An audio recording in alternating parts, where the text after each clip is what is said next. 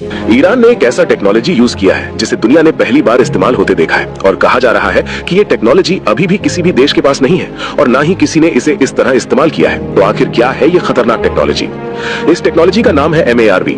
MARV यानी manoeuvrable re entry vehicle. इसे समझना है तो एक लाइन याद रखो, ये बस गिरती नहीं, ये रास्ता खुद तय करती है। मतलब ये सिर्फ फिजिक्स फॉलो नहीं करती, ये अपने टारगेट तक पहुंचने के लिए खुद डिसीजन लेती है। अब समझते हैं स्टेप बाय स्टेप। जब कोई बैलिस्टिक मिसाइल लॉन्च होती है तो वो सीधी टारगेट पर नहीं जाती।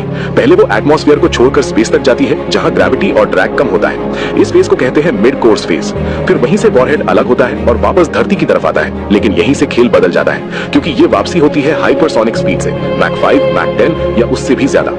इतनी स्पीड पर हवा खुद दीवार जैसी बिहेव करने लगती है। अब यहाँ आता है असली ट्विस्ट।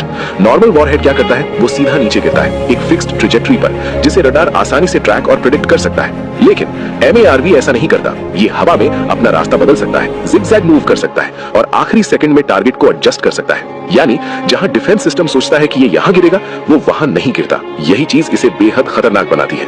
अब सवाल है, ये पॉसिबल कैसे है? MARV के अंदर लगे होते हैं एडवांस्ड सिस्टम्स जैसे इनर्शियल नेविगेशन सिस्टम जो बिना सिग्नल के भी डायरेक्शन ट्रैक करता है, सैटेलाइट गाइडेंस जो पोजीशन को अपडेट करता है, रडार या इंफ्रारेड सीकर जो टारगेट को पहचानता है और कंट्रोल फिन्स या थ्रस्टर्स जो डायरेक्शन बदलते हैं। लेकिन असली चैलेंज यहाँ नहीं है। असली चैलेंज है एक्सट्रीम एनवायरनमेंट। जब MARV एटमॉस्फेयर में वापस आता है तो उसके आसपास प्लाज्मा की एक लेयर बन जाती है। अब प्लाज्मा क्या है? ये आयनाइज्ड गैस होती है जो इतनी गर्म होती है कि इलेक्ट्रॉन्स और एटम्स अलग हो जाते हैं। टेम्परेचर हजारों डिग्री तक पहुंच जाता है और सबसे बड़ी बात, इस दौरान कम्युनिकेशन ब्लैकआउट हो जाता है। मतलब बाहर से कोई सिग्नल अंदर नहीं जा सकता।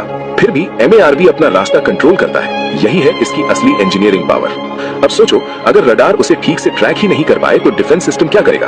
क्योंकि रडार सिस्टम्स ट्रेजेक्टरी प्रेडिक्ट करते हैं, लेकिन MARV अनप्रेडिक्टेबल होता है। इसका मतलब prediction fail, interception fail, timing fail, यानी एंटी मिसाइल सिस्टम कंफ्यूज हो जाता है। अब सबसे बड़ा सवाल, क्या ईरान के पास ये टेक्नोलॉजी है? रिपोर्ट्स के अनुसार ईरान मैन्यूवरेबल वॉरहेड्स पर काम कर चुका है, लेकिन इस लेवल की एडवांस टेक्नोलॉजी पहले से यूनाइटेड स्टेट्स, रशिया और चाइना जैसे देश डेवलप कर रहे थे और यहीं से जियोपॉलिटिक्स शुरू होती है। कुछ एक्सपर्ट्स मानते हैं कि ऐसी टेक्नोलॉजी चाइना से ईरान तक पहुंची हो सकती है। हालांकि इस बात की ऑफिशियली पुष्टि नहीं हुई है, लेकिन अगर ऐसा है तो ये सिर्फ टेक्नोलॉजी नहीं, पावर बैलेंस का खेल है। तो क्या MARV दुनिया की सबसे खतरनाक टेक्नोलॉजी है? शॉर्ट आंसर हाँ, क्योंकि इसमें है जबरदस्त स्पीड और साथ में इंटेलिजेंट गाइडेंस।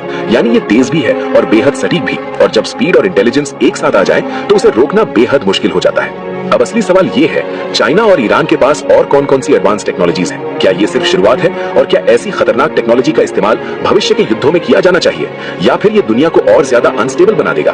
अपना ओपिनियन कमेंट में जरूर बताएं और अगर आपको ऐसे ही डीप और रियल एनालिसिस पसंद है तो वीडियो को लाइक और शेयर करना मत भूलिएगा।